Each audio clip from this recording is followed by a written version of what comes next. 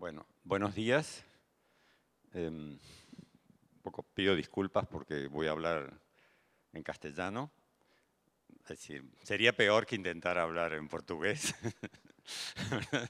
Entenderían menos.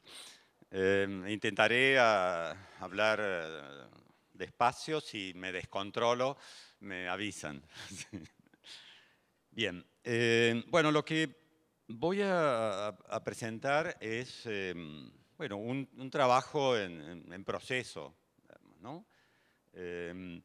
Que comenzó como algunas preguntas en los trabajos que yo estaba haciendo, sobre todo sobre servicios urbanos, ¿no? En donde aparecía como, digamos, de pronto el tema era entender la significación de los procesos, sobre todo de los procesos de gestión y de transformación de gestión de los servicios urbanos. Para entender esa significación había que referirla, digamos, a el proceso de urbanización en su conjunto, entendiendo los servicios como un componente de ese proceso de urbanización, ¿no? El proceso de construcción de lo urbano, digamos. A partir de ahí, bueno, empezaron a salir algunas cosas y esto que voy a presentar aquí se basa sobre todo bueno, en un trabajo publicado a fin del año pasado. Entonces, el tema quizás que conviene comenzar a conversar es el de la urbanización. ¿Y qué entendemos por urbanización? Bueno, entendemos el proceso que transforma el suelo, que transforma un segmento de la superficie de la Tierra, digamos, en un lugar que permite la vida social aglomerada, ¿verdad? Es decir, ese sería, y por lo tanto, o sea, es un lugar artificial, construido, ¿verdad?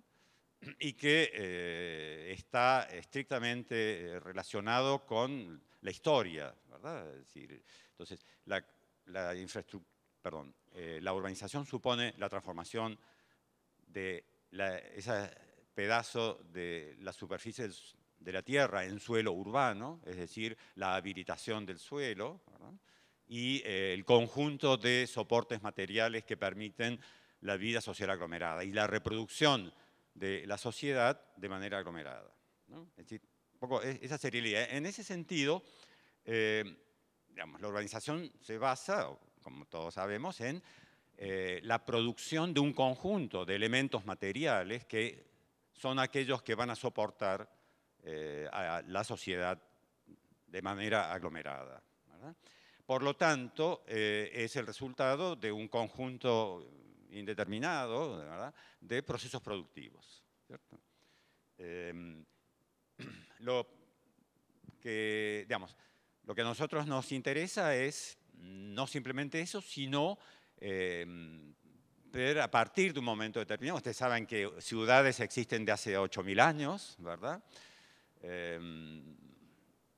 Pero cuando hablamos de urbanización estamos hablando de un fenómeno que se inicia, bueno, en el siglo XVII, XVIII en adelante y que se da junto con digamos, la conformación del capitalismo como tal y el proceso de industrialización, ¿no? Entonces, cuando hablamos de ciudad capitalista, comenzamos a hablar de esa ciudad, ¿no? La ciudad industrial, ¿verdad?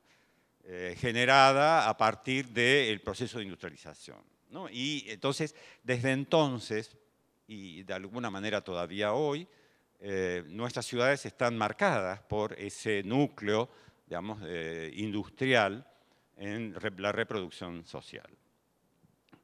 Bien, el otro elemento que conviene tener en cuenta es que esta ciudad capitalista, digamos, bueno, ustedes van a ver que en este razonamiento aparece con un papel importante el Estado, ¿no? Y las políticas estatales y el papel del Estado en la determinación de estos procesos que explican la urbanización, ¿no? Y de alguna manera tomamos como tres momentos en la ciudad capitalista que tienen que ver, digamos, o que podemos tomar como un indicador de esos momentos, la modalidad de participación del Estado en los procesos de producción de los componentes de la urbanización. Y esos tres momentos, bueno, son conocidos por todos, ¿verdad? Es decir, en primer momento lo que se ha dado en llamar la ciudad liberal, ¿verdad? Digamos, que creo yo que el primero que pone ese nombre es Benévolo, ¿no? Sí, o sea, esta primera ciudad, ¿verdad?, plenamente capitalista, plenamente mercantil, ¿cierto?, sin participación del Estado.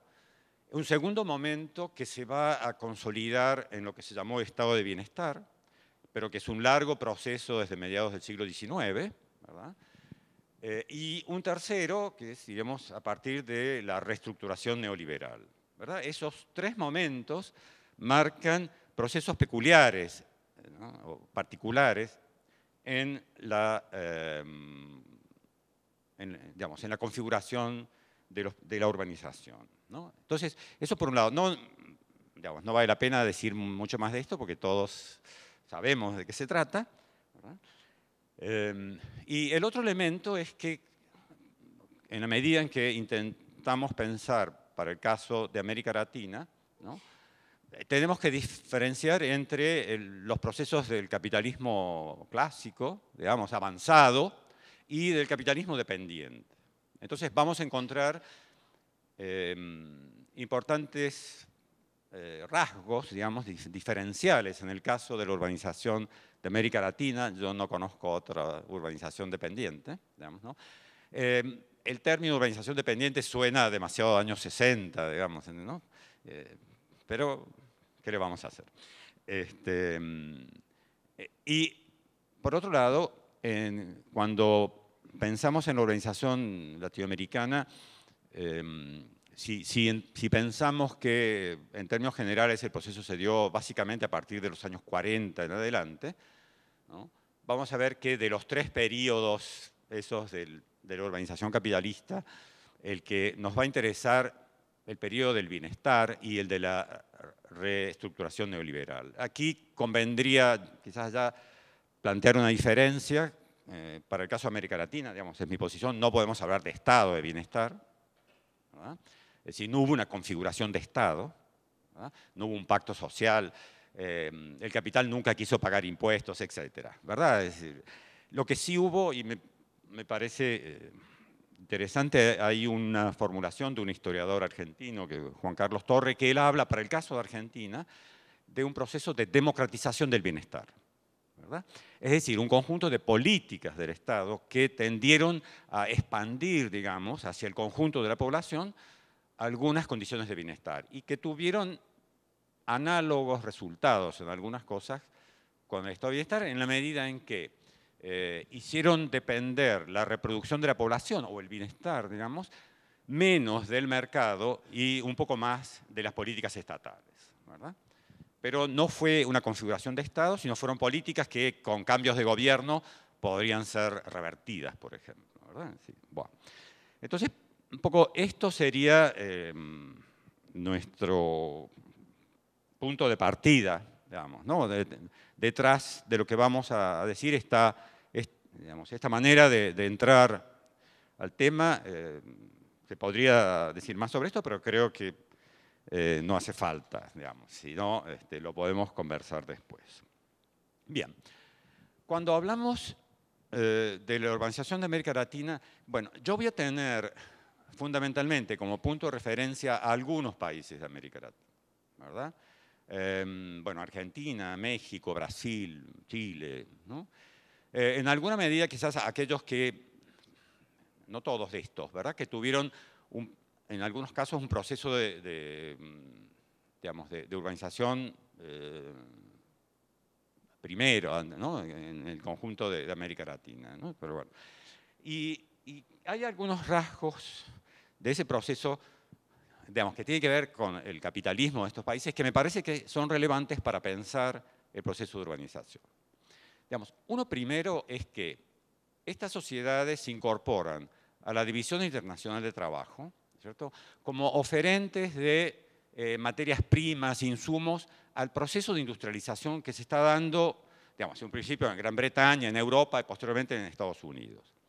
Y esto va a tener para mí un rasgo importante en la urbanización, que es que así como en la urbanización clásica, industrialización y urbanización fueron dos procesos, digamos, relativamente paralelos, ¿verdad?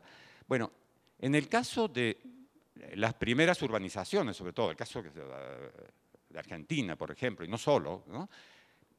La urbanización se dio asociada no con industrialización en su territorio, sino con industrialización en otro territorio, ¿verdad? Es decir, Buenos Aires es parte de la industrialización británica, ¿verdad?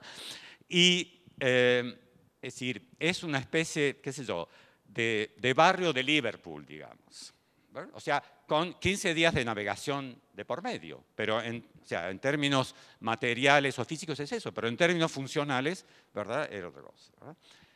Si ustedes se fijan en el, digamos, en el mercado de fuerza de trabajo de Buenos Aires, desde entonces hasta los años 60, la mayor parte de la población está en el sector terciario, ¿no? Es decir, en todos los mecanismos asociados a la intermediación, bueno, el puerto, etc. Entonces, eso va a tener una consecuencia, digamos, interesante respecto de los mercados de trabajo urbanos, ¿verdad?, de nuestras sociedades, ¿no? Y para ser muy rápido, bueno, la limitada, bueno, sí, la importante cantidad de población que no es incorporada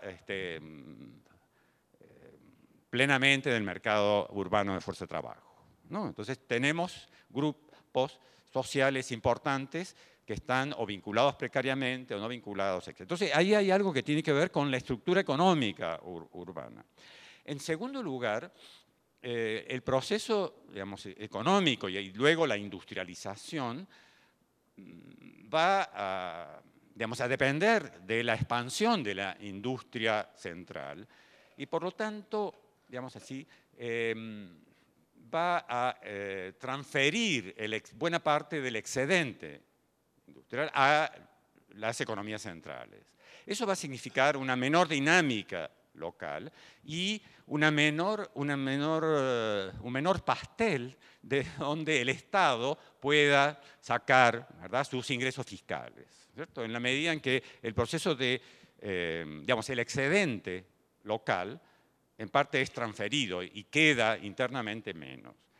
Y otro elemento, digamos, que va a ser importante en términos de los procesos económicos es la presencia de empresas transnacionales de industrialización y en muchos casos vinculadas estrictamente con la urbanización, como fueron los servicios, ¿verdad?, muy protegidas por sus estados originales, ¿no? Es decir, por ejemplo, si analizamos el intento de regulación de los servicios, por ejemplo, de energía eléctrica en Buenos Aires, ¿no?, la primera norma recién se da en 1907 y es decir, uno de los interlocutores del gobierno municipal, junto con las empresas, eran los gobiernos extranjeros, digamos, de cuyos países venían esas empresas, ¿verdad?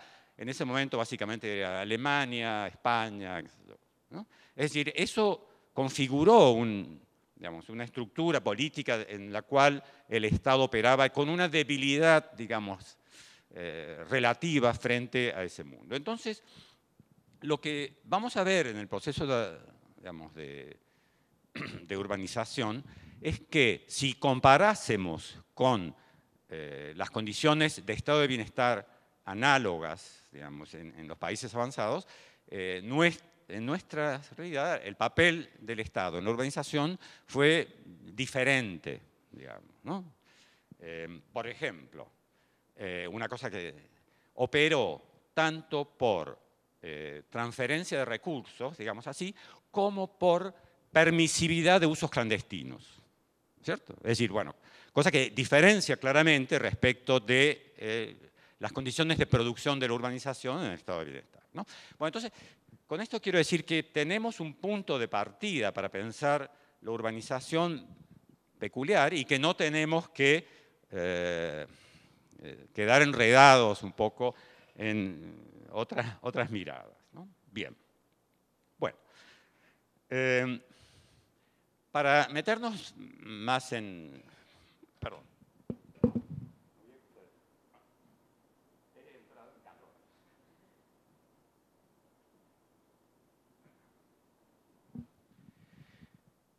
Para ir al asunto,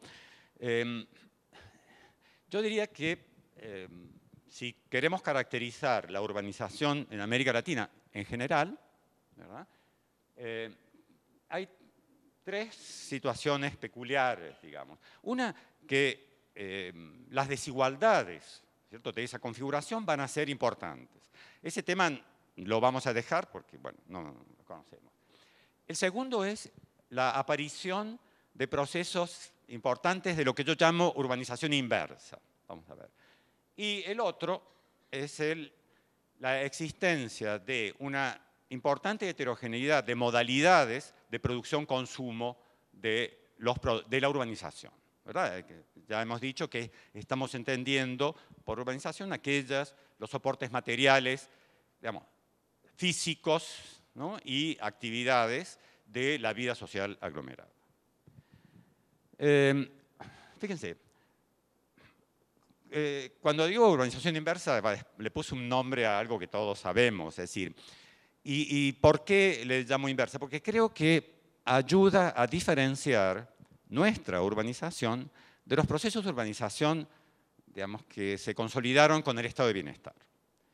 Si nosotros buscamos en el diccionario qué es urbanizar o algo urbano, nos va a decir que se trata de el suelo, que se ha construido, que hay calles, que hay luz, que hay vivienda y que llega a la población, ¿verdad? Es decir, bueno, nosotros sabemos que en América Latina la mitad de nuestras ciudades no se da así, es inverso. O sea, no hay nada y llega a la población, y a partir de que llegue a la población se completa el proceso de urbanización, ¿verdad?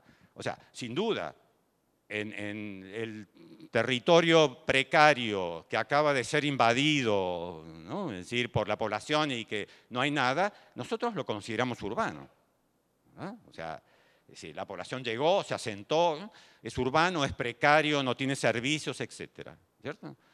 Bueno, y es decir, en ese caso lo que se produce es un completamiento de esa urbanización que, según las historias, podrá durar 20 años, ¿verdad?, hasta que termine de completarse las viviendas, el agua, etc., ¿no?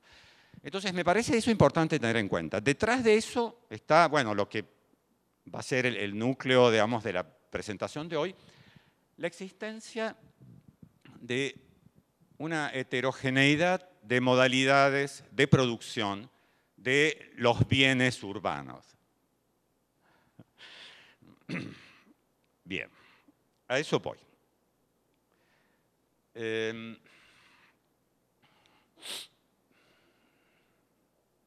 Malú. Bueno, para empezar esto, digamos, volvamos un poco al inicio, ¿no? Lo que caracterizó la urbanización capitalista fue que quedó envuelta, digamos así, en la universalización de la mercantilización propia del capitalismo, ¿verdad? Cuando decimos mercantilización del capitalismo, para decir todo muy rápidamente, estamos pensando en un proceso de producción y consumo, digamos, pero de producción, en el cual se producen bienes para satisfacer necesidades, sin duda, ¿verdad? O sea, bienes de uso, pero se producen siempre y cuando que, introducidos en el mercado, ¿verdad?, se pueda, digamos, recoger, ¿cierto?, la cantidad de dinero necesaria para garantizar la recuperación de los costos y la consolidación de la ganancia, ¿verdad? Esto es, sin duda, relevante ahí, porque, o sea, eso es la producción mercantil, o sea, producir un bien para satisfacer una necesidad en la medida en que se obtiene una ganancia media, etc. ¿Verdad? Si no se obtiene esa ganancia, no se produce, ¿verdad? O se produce solo para aquellos que pudieran comprarlo, digamos. Entonces aparece el término de solvencia, digamos. Y el término de solvencia nos califica al consumo, digamos así. Es decir, entonces, el consumo mercantil es aquel que para acceder a un bien, es decir, hace falta disponer de una cantidad de dinero suficiente como para pagar el precio que va a garantizar la ganancia del productor, ¿verdad? Es una simplificación, ¿no? Pero podemos partir de eso. Entonces, lo que aparece aquí del lado de del consumo es la necesidad de cierta solvencia, o sea, de la población que pueda tener las cantidades de dinero necesarias para. ¿Y cómo se obtienen esas cantidades de dinero? Digamos, hay tres fuentes fundamentales, ¿no es cierto? La renta, la ganancia y el salario, ¿no? Es decir, si uno no es propietario de suelo o propietario de medios de producción, no tiene otra que entrar en una relación salarial. Y como todos sabemos, no vamos a meternos en esto, ¿verdad? El salario no cubre, ¿cierto?, la totalidad de los bienes necesarios para la reproducción de la fuerza de trabajo, ¿no? Y particularmente quedan fuera de la capacidad del salario en general los bienes de la urbanización, ¿verdad? Estoy yendo rápido, ¿verdad? Pero estamos recordando algunas cosas, ¿no? Entonces, que un bien se produzca, digamos, sea una mercancía, se produzca y se consuma como una mercancía, supone no solo que es la posibilidad de obtención de ganancias, sino, en lo que nos interesa a nosotros particularmente, es que solo es posible acceder a él con cierta solvencia, o sea, con la cantidad de dinero que hace falta para comprarlo, ¿no? Y eso se obtiene de esas tres formas, digamos, en general. Por otra cosa, diríamos que la solvencia no es no es una bipolaridad, solvencia, no solvencia, solvencia, insolvencia. Es un gradiente, es un continuo, ¿verdad? Es decir, podemos encontrar familias que no tienen solvencia alguna, porque están desocupados, ¿no? Y otras que tienen una solvencia plena, pero en el medio hay un conjunto de situaciones, ¿no? Y en respecto a lo urbano, digamos, vamos a encontrar, por ejemplo, aquellos que, bueno, pueden, familias que tienen solvencia para alimentarse, para vestirse, etc., pero no para acceder a un bien, a una vivienda, ¿cierto? Dentro de estas podrá haber algunas familias que tienen solvencia para acceder a un crédito y otras que no, ¿verdad? Bueno, o sea, o un crédito subsidiado, ¿no? Etc. Entonces, la solvencia es un gradiente complejo, ¿no? Por lo tanto, es decir, el mercado urbano también va a tener va a recoger esas diversidades, pero en cierto punto, digamos, diríamos que hay digamos, de ahí en adelante es el tramo de la insolvencia respecto de la urbanización. Bien. Otra cosa. Cuando yo decía que con el capitalismo hay una expansión de la mercantilización universal hacia lo urbano, quiero decir básicamente dos cosas, ¿verdad? El suelo comienza a ser tratado como mercancía, ¿verdad? El suelo, que no es una mercancía, sino que es un bien natural, no fue producido, etc., comienza a ser tratado. Y la fuerza de trabajo comienza a ser tratada como mercancía, ¿verdad? O sea, la fuerza de trabajo no está separada del trabajador, pero comienza a ser tratada. Y esto tiene una razón muy sencilla, digamos.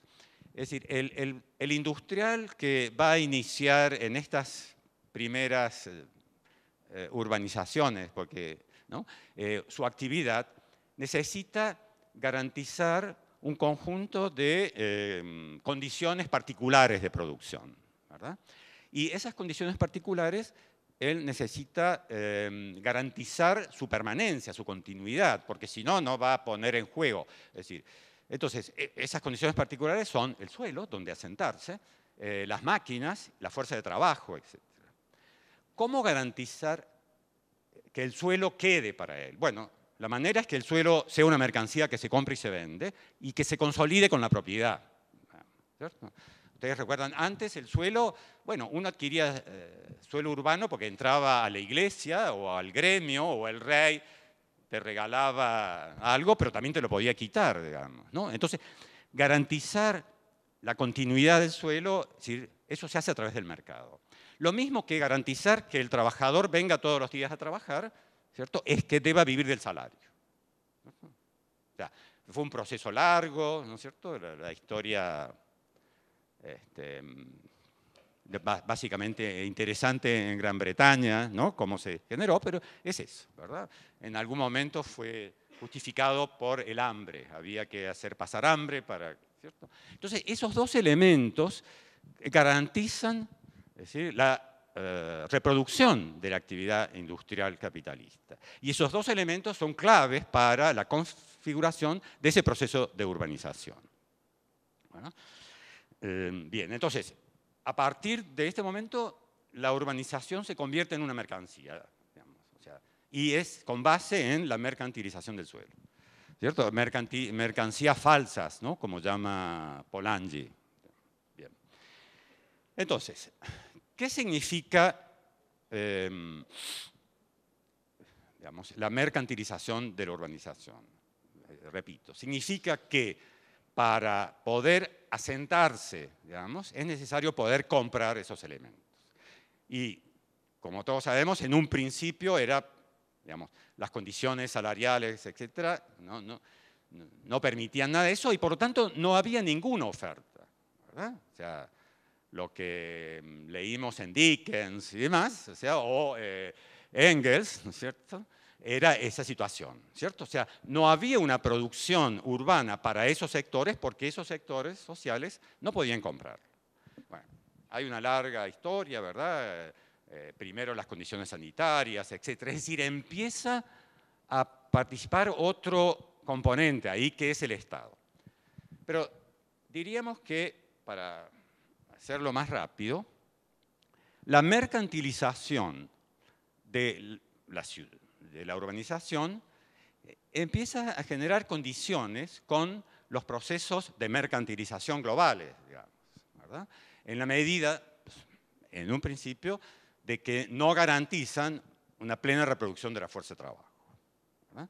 Por lo tanto, es decir, los procesos de producción mercantiles, ¿cierto?, entran en contradicción con ese elemento, digamos, ¿no? Esto fue enfrentado de diversas maneras en términos históricos. Por un lado, algunos componentes tradicionales, ¿verdad? Asociaciones mutuales que venían de la sociedad preindustrial tienden a mantenerse, etc., ¿no? Pero tendencialmente van a desaparecer. Y digamos, con la consolidación, digamos, del estado de bienestar, ¿verdad?, eso tiende a ser resuelto a través de la intervención estatal.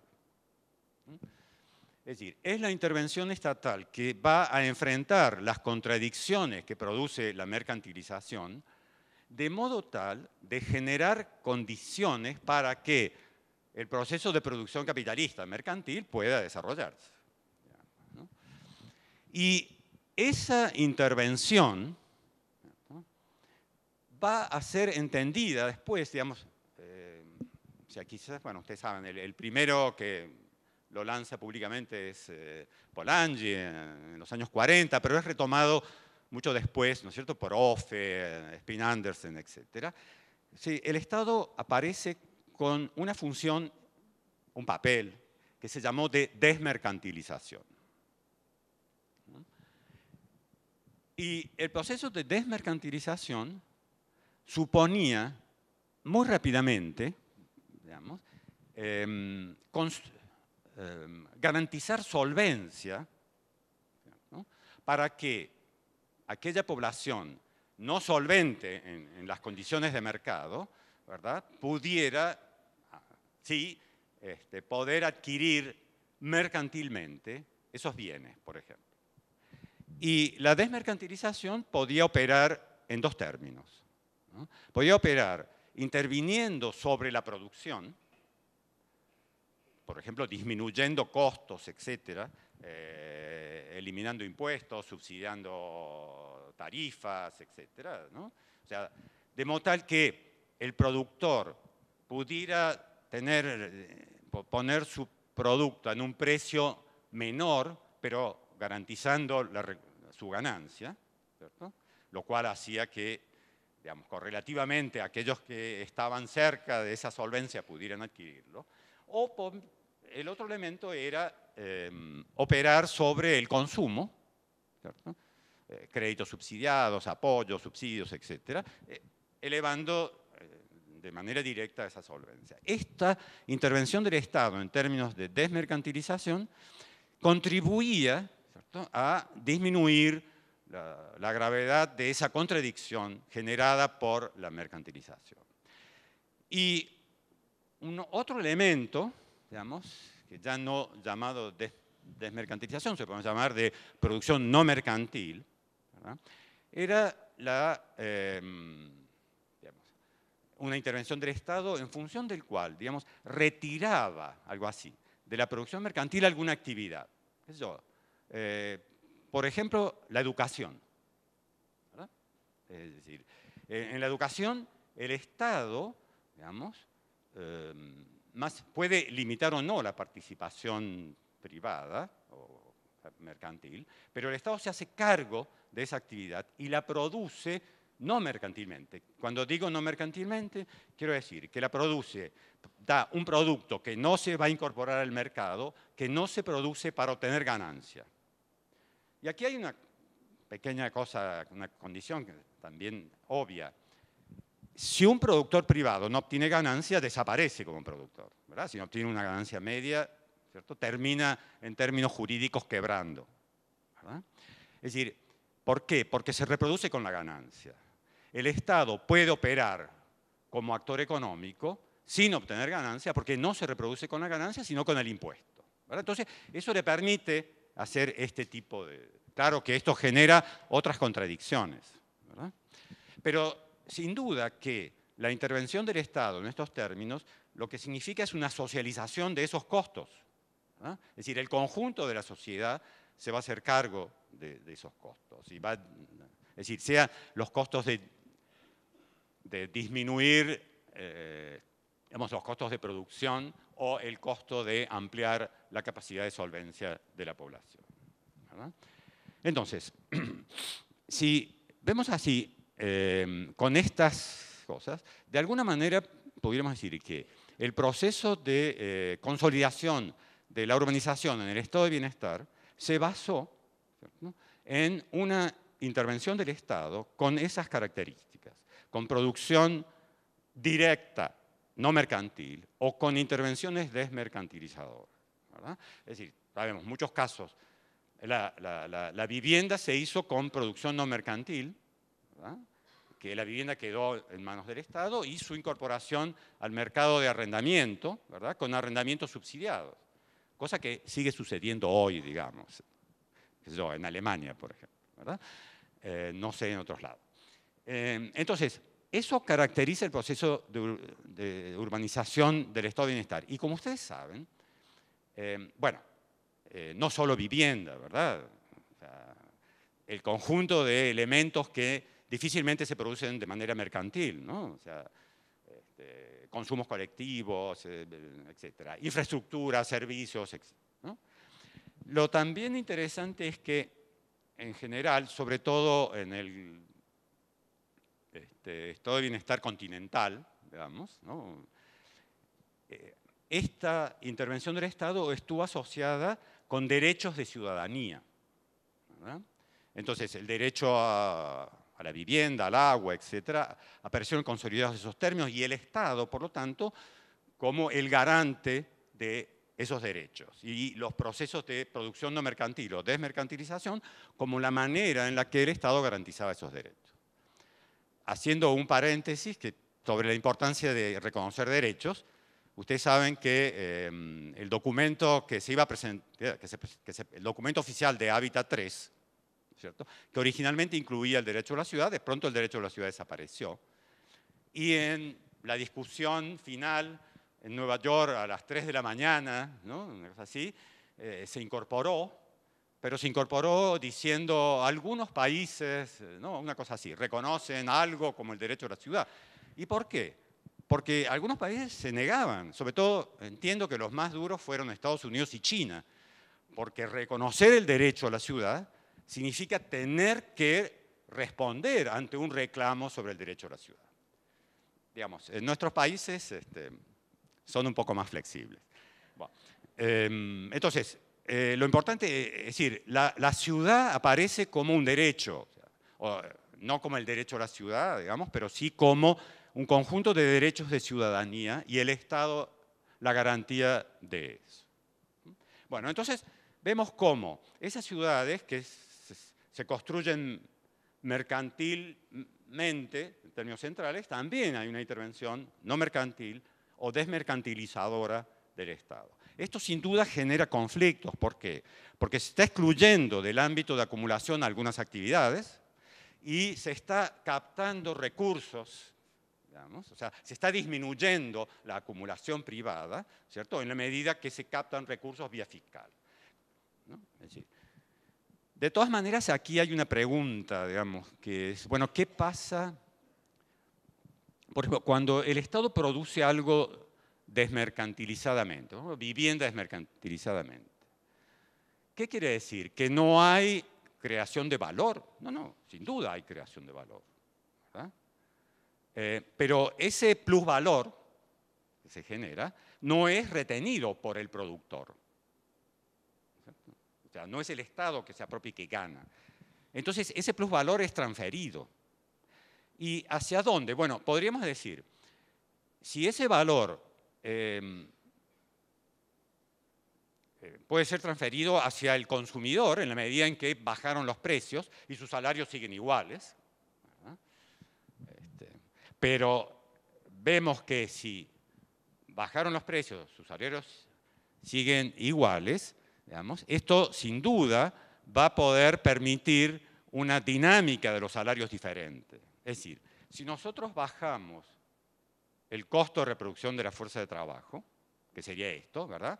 Si introducimos en el mercado un bien producido no mercantilmente, ¿cierto?, con un precio menor, estamos bajando el valor de la fuerza de trabajo. Por lo tanto, digamos, estamos permitiendo, ¿cierto?, que los salarios sean menores, digamos, ¿no? Es decir, sin duda, esto no es que le van a bajar el salario, pero es eso. Entonces, ese valor que, digamos, no es retenido por el productor estatal, ¿no es cierto?, circula, ¿no es cierto?, y depende de lo que suceda, puede distribuirse entre la fuerza de trabajo y el capital o ir a parar hacia el capital, ¿verdad?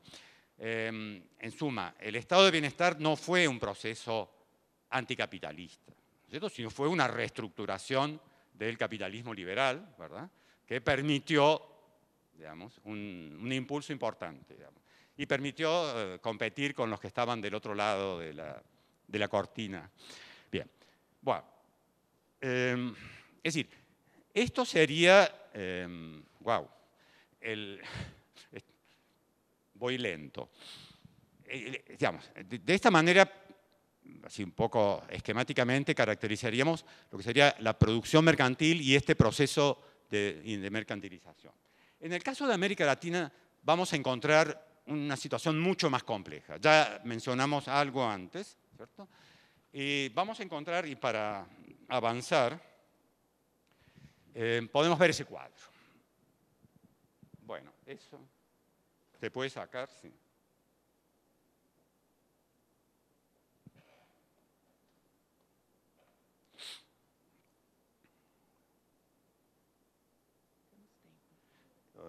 Sí. Temos bastante tempo. Bueno, este cuadro es para asustar a cualquiera, digamos, ¿no? Es decir, el cuadro marca, como ustedes ven, urbanización y consumo, ¿no? Distintas modalidades, sus combinaciones. O sea, ojo, esas 36 situaciones son lógicas, no históricas, ¿verdad? El cuadro nos permite pensar, ¿no? Y a partir de ahí después pensar en la realidad.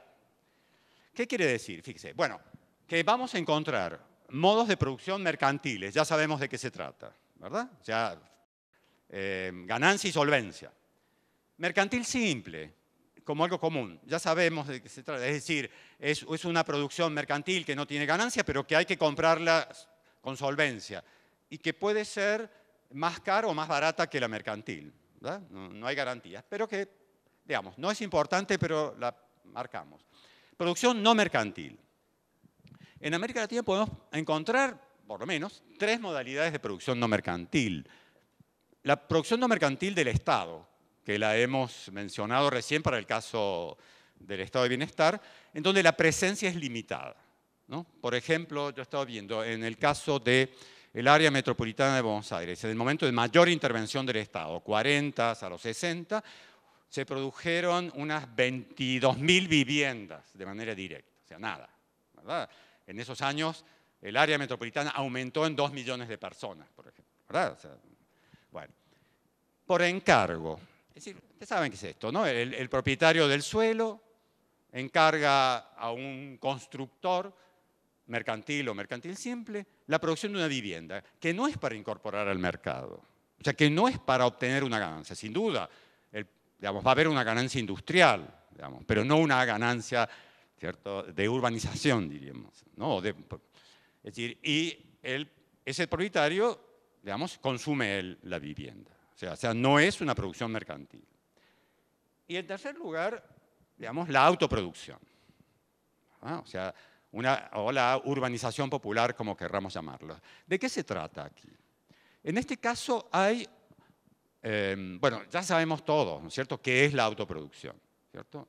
Y que se trata de una manera de producir algo fuera del mercado, generalmente fuera del Estado también, y que suele basarse en un acceso al suelo también no mercantil, ¿verdad? O una ocupación, ¿cierto? O mercantil simple en una de esas, ¿verdad? Bueno, encontramos además procesos de desmercantilización estatal. Ya los hemos mencionado, ¿verdad? Es decir, el Estado capta recursos, ¿cierto?, y redistribuye, sea disminuyendo costos de producción o ampliando la solvencia del consumidor. Lo que pasa, vamos a encontrar en las ciudades de América Latina lo que podemos llamar desmercantilización social. Es que no es que el Estado transfiera, sino que el grupo social, digamos, junta dinero y se lo da a uno de ellos para que compre el terreno, para que le pague al plomero, para que compre materiales de construcción, ¿verdad? Es decir, hay una diferencia muy importante. La desmercantilización estatal es un proceso de redistribución. Es decir, la desmercantilización social no. Es un proceso solidario dentro de un grupo, ¿verdad? Pero no hay redistribución. Bueno. Después, bueno, mencionamos esto, en los últimos años ha habido procesos de mercantilización de algunos componentes que no eran mercantiles, ¿no? Por ejemplo, suelo, ¿verdad?, que históricamente era suelo público, ¿cierto?, que fue transferido al sector privado, ¿verdad?, o el caso, no sé, podríamos pensar del suelo ejidal en México, ¿verdad?, que con la reforma constitucional se transfiere también al sector privado para hacer un proceso mercantil de urbanización, ¿no? Pero bueno, veamos un poco algunas cosas que parecen raras. La producción mercantil, bueno, obviamente que tiende a ser objeto de un consumo mercantil, ¿verdad? O sea, la compra a alguien que tiene la cantidad de dinero, etc. Pero también encontramos, por lo menos en el cuadro, un consumo no mercantil. Y es cierto, es decir, la ocupación de una vivienda producida mercantilmente por una población, ocupación ilegal, es un consumo no mercantil. La conexión clandestina a un servicio urbano es un consumo no mercantil. Y tenemos que diferenciar lo jurídico acá. Dejemos de lado lo jurídico, ¿verdad? Es más, la ocupación no regular del suelo puede ser el inicio de una propiedad jurídica, con un proceso de usucapión, por ejemplo, ¿verdad? Porque eso la ley lo permite. Entonces, dejemos de lado lo jurídico, porque es otro orden dentro de la sociedad, ¿cierto? Entonces, podemos tener un bien que se produce mercantilmente y que se consume no mercantilmente. Y sin duda que se consume desmercantilizadamente, porque hay un crédito subsidiado, por ejemplo, etcétera, del Estado, o hay un proceso de desmercantilización social, ¿no? Todos nos ponemos de acuerdo, o el padre que le da al hijo, ¿verdad?, para que se compre, etc. Bueno, lo mercantil simple sería lo mismo. En no mercantil, fíjense, o sea, una producción no mercantil estatal, ¿verdad?, sería aquella, decimos que el Estado la produce directamente, sin ganancia, no la incorpora al mercado y la transfiere de alguna manera, ¿cierto? Puede ser producida mercantilmente, sin duda. Puede ser producida mercantilmente luego, ¿verdad? Es decir, alguien accede a esa vivienda en propiedad y si no hay restricciones legales, la puede vender, la reincorpora al mercado, ¿verdad? Sí. Si hay restricciones, en una de esas puede esperar 5 años, pero la puede reincorporar al mercado. Entonces podemos tener un bien producido no mercantilmente por el Estado que termina siendo consumido mercantilmente. Sin duda, lo no mercantil es lo que corresponde, ¿no? Lo mismo en encargo. En el caso de autoproducción también, ¿verdad? Es lo que se ha dado a llamar el mercado informal en las áreas, en favelas, ¿cierto? En estos casos hay un tema interesante, digamos, ¿no? Bueno, y siempre ha habido una discusión si prohibimos o no prohibimos, ¿cierto?, incorporar al mercado algo. Ahora, habría un tema análogo al de plusvalías urbanas, digamos, ¿cierto? Es decir, usted recibió la casa gratis o pagó muy poco. Ahora la vende, ¿no es cierto?, y, digamos, cobra el precio de mercado. ¿Qué pasa? ¿No? ¿Cómo regulamos eso? ¿Cuál es el problema? Digamos, no sé, en el nuevo sendero diría es un mecanismo de capitalización de los sectores populares, digamos, ¿cierto?, que entra del mercado, etc. Bueno, en fin, tenemos luego, bueno, ya, o sea, los procesos de producción. Es decir, en la autoproducción, aquí planteamos como el caso puro, ¿no?, que sin intervención del Estado, digamos, ¿no?, es decir, y del mercado. Todos sabemos que hay un componente, puede ser importante, de procesos mercantiles ahí, ¿verdad? Los materiales de construcción se compran en el mercado, ¿no? Y qué sé yo, el electricista se le paga también, seguramente es un trabajador mercantil simple, ¿no es cierto? Eso está claro. Pero la operación es una operación sin ganancia, ¿verdad? No es una operación para introducir al mercado. Bien. Lo mismo tendríamos en estos casos de producciones desmercantilizadas o consumos desmercantilizados, ¿no? Bueno, ya debo terminar, ¿verdad? ¿Sí? ¿Ya? ¿Me bajo y me voy? Bueno, cerrando un poco.